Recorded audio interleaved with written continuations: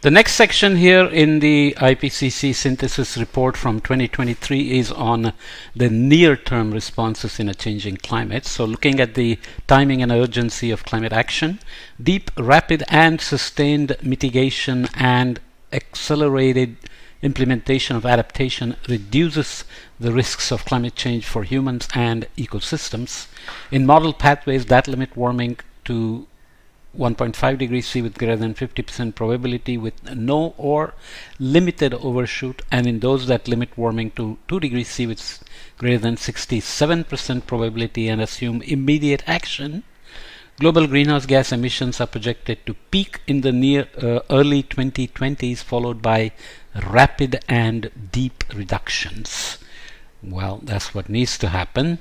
As adaptation options often have long implementation times, accelerated implementation of adaptation, particularly in this decade, is important to close adaptation gaps, and we know this with high confidence. Of course, we also need to avoid maladaptations and investments in infrastructure for things like fossil fuels that really should die down very quickly.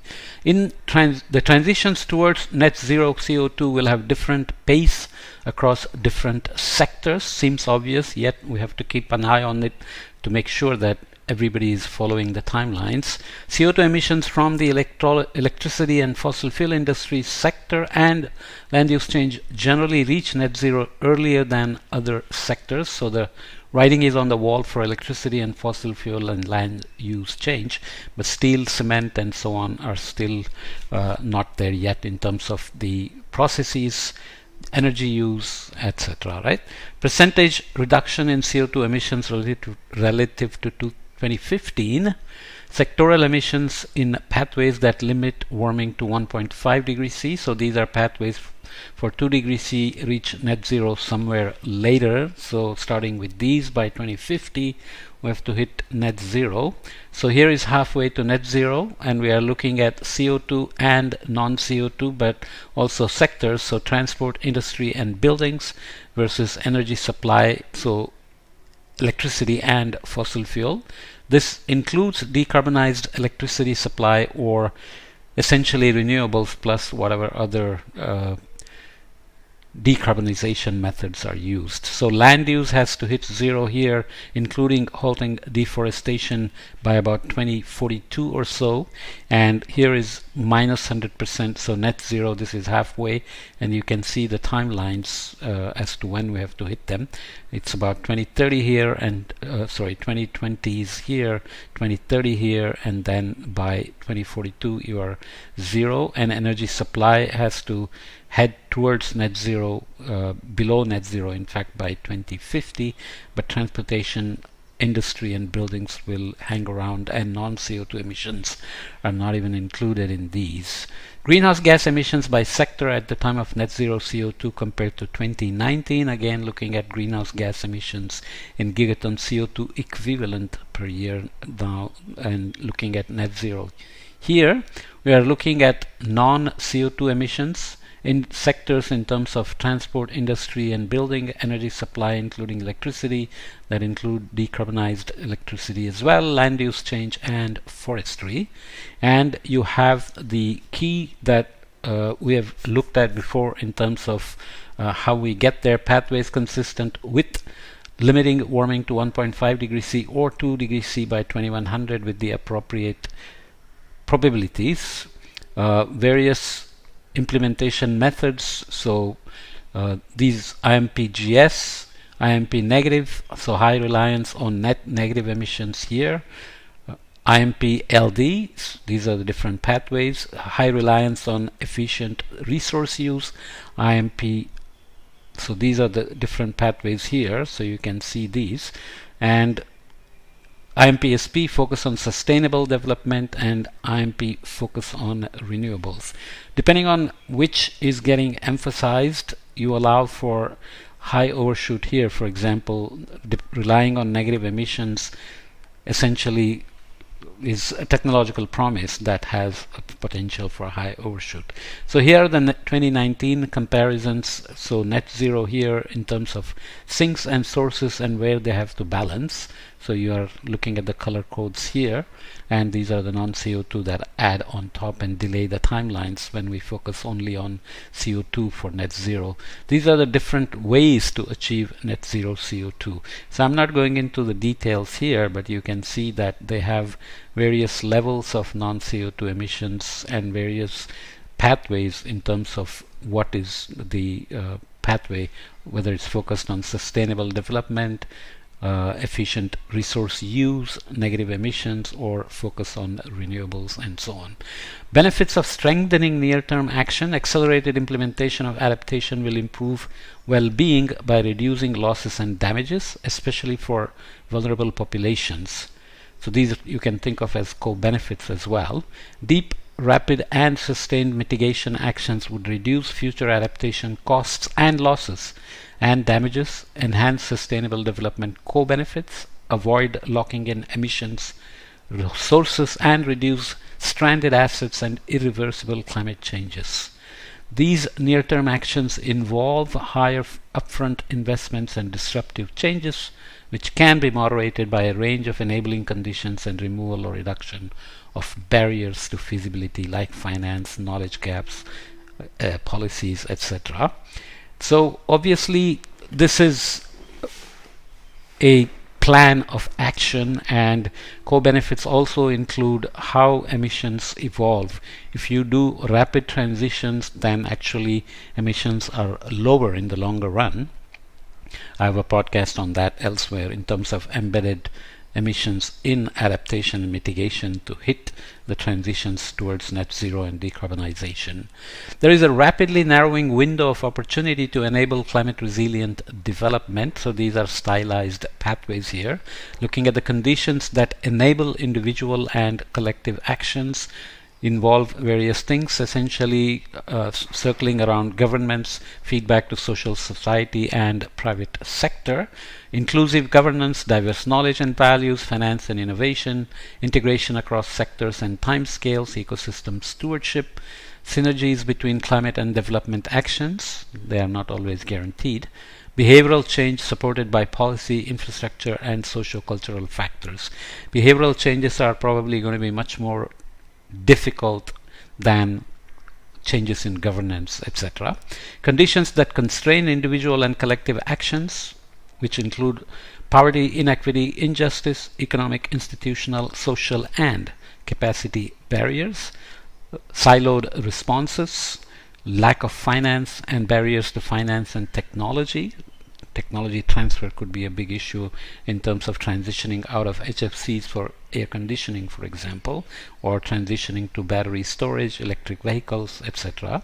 Trade-offs with sustainable development goals as well. So we are looking here at timelines, past conditions, present world in the IPCC AR6 release time, 2030 and 2100 and beyond, looking at emissions reductions, adaptation, sustainable development goals, climate resilient development, going from the bad conditions towards more green conditions here in terms of conditions that constrains to conditions that enable.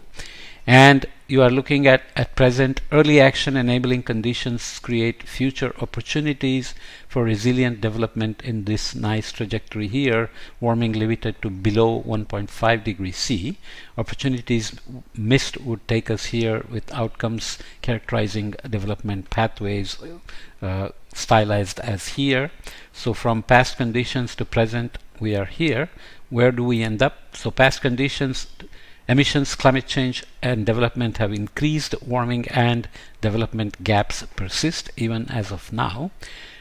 What are the various pathways and where do they get us? If you look at illustrative shocks that disrupt development along the way, which are stylized again, they cannot be easily predicted, like the Russian war or the pandemic that we got hit with.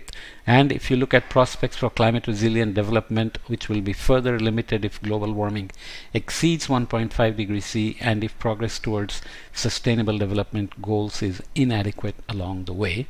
So here you are in the low emissions system transformation, low climate risk, equity, and justice with sustainable development achievement happening in these benign pathways.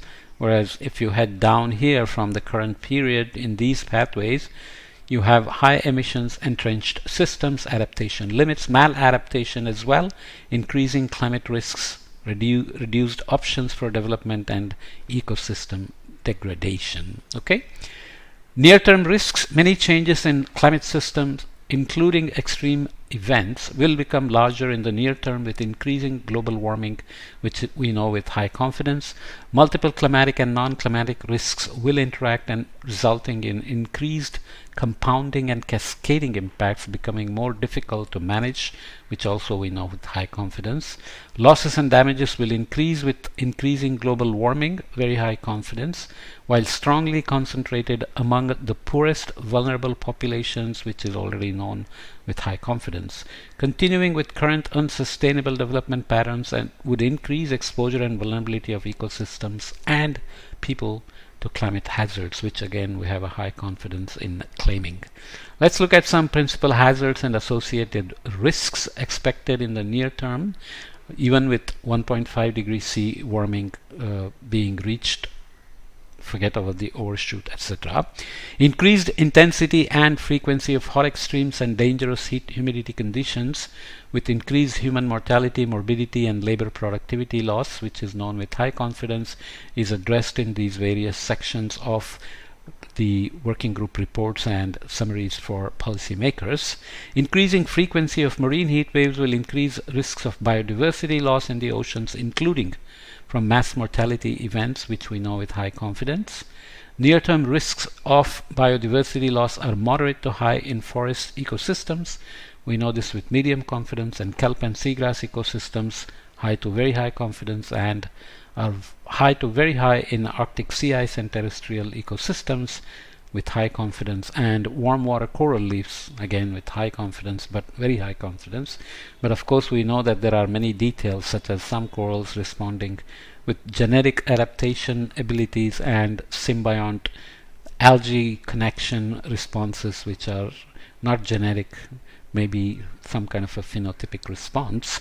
So there are some corals which are responding better than expected to warming and heat waves. More intense and frequent extreme rainfall and associated flooding in many regions, including coastal and other low-lying cities, an increased proportion of and peak wind speeds of intense tropical cyclones. High risks from dryland water scarcity, wildfire damage, and permafrost degradation. Continued sea level rise and increased frequency and magnitude of extreme sea level events encroaching on coastal human settlements and damaging coastal infrastructure, committing low-lying coastal ecosystems to submergence and loss. Expanding land salinization with cascading risks to livelihoods, health, well-being, cultural values, food, and water security. Climate change will significantly increase ill health and premature deaths from near to long term. Further warming will increase climate-sensitive foodborne, waterborne, and vector-borne disease risks and mental health challenges, including anxiety and stress. Cryosphere-related changes in floods, landslides, and water availability have the potential to lead to severe consequences for people, infrastructure, and the economy in most mountain regions. The projected increase in frequency and intensity of heavy precipitation will increase rain-generated local flooding. So I stopped reading the confidence levels, which you can look up. Let me stop this podcast here, and we'll come back and look at some regional level risks of various events, severe and frequent compound and cascading climate risks, for example. I think you know what these are. You have for example, droughts or floods happening, and then health outbreaks happen, or maybe mass migrations or forced displacements happen. Maybe an earthquake will hit, which are not considered here, but one always has to worry about geopolitical perturbations as well, like the Russian invasion of Ukraine and the impacts on food and energy markets and so on and so forth. So let's come back and discuss those in the next podcast, and that is likely going to be the last podcast of these summaries of the synthesis report of AR6 released now in 2023. Okay.